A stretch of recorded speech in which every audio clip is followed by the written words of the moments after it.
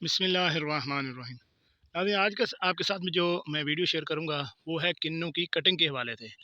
मैं जैसे आपको बताया था कि हम हर बात का निचोड़ निकाल के फिर आपके साथ जो है वो शेयर करते हैं, क्योंकि हम भी अगर फेसबुक या यूट्यूब यूज़ करें तो उसमें हर बंदे का अपना जो है वो मशवरा होता है। बाद बंदे कहते हैं कि इस तरह करें, बाद कहते हैं इस तरह करें, वो बंदा शशुपन में रह जाता है। तो फिर हम जो है हम खुद प्रैक्टिकल करते हैं, वो प्रैक्टिकल आपके साथ शेयर करते हैं। आज का जो प्रैक्टिकल वो ये है कि किन्नू की कटिंग करनी चाहिए या नहीं करनी चाहिए, और अगर करनी चाहिए तो किस हद तक करनी चाहिए। ये मैं पीछे खड़ा होकर आपको इसकी तस्वीर दिखा रहा हूँ इस पौधे की। ये पौधा हमारा 3 साल का पौधा है और इस पिछले साल हमने इसकी कटिंग की थी। बाद लोग कहते हैं कि इतने छोटे पौधे की कटिंग नहीं करनी चाहिए, इनको बढ़ते रहना चाहिए। बढ़ते रहने से क्या होगा कि ये किन्नू जो है वो आपका, जहाँ मेरे अक्सर वीडियो में होता है कि ज़्यादा पानी से है, वो उसका फासला बढ़ जाता है एक गांठ से दूसरे का।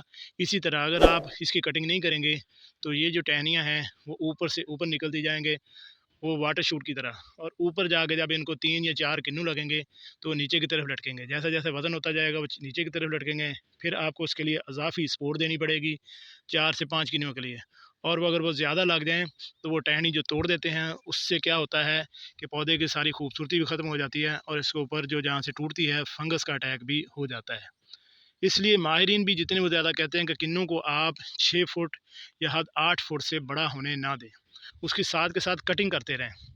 उससे क्या होगा कि पौधा वो फोड़ जो भी नहीं करेगा उससे ज़्यादा कॉम्प्लें निकलेंगी और उनके ऊपर फल ज़्यादा लगेगा।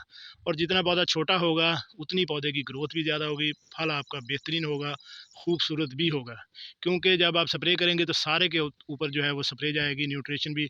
बड़े पौधे के ऊपर वाले हिस्से पर स्प्रे सही तरह जाती नहीं है, और नीचे वाले हिस्से जो है जहाँ जहाँ स्प्रे जाती है वो पौधे जो है वो फल जो है वो आपका खूबसूरत और मोटा भी होता है।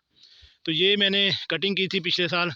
ये देखें, इस टहनी को ही हमने कटिंग की, और ये कटिंग करने से ये देखें, ये माशाल्लाह कितना भरपूर फल आया इसके ऊपर।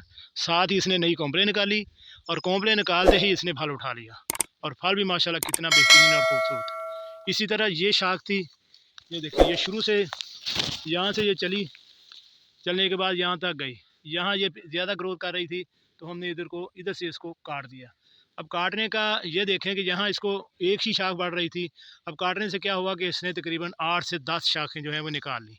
और ये देखें, ये जो मैं शेयर करता होता हूँ कि यह आपका 1 फुट से जो है वो शाख ऊपर जाके इसको आगे शाखें निकालनी चाहिए।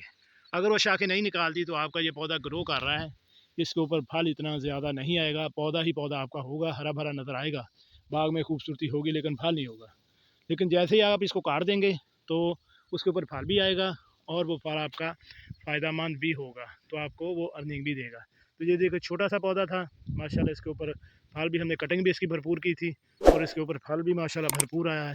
ये देखिए, इस शाख की भी हमने कटिंग की थी, इसकी भी हमने कटिंग की थी। यानी सारे पौधे की जो एक्स्ट्रा शाखें थी वो हमने इसकी कटिंग कर दी थी। जो नई कॉम्प्लें निकली उसके ऊपर साथ ही साथ फल आ गया, और फल भी माशाल्लाह जो है अब बेहतरीन ग्रो कर रहा है।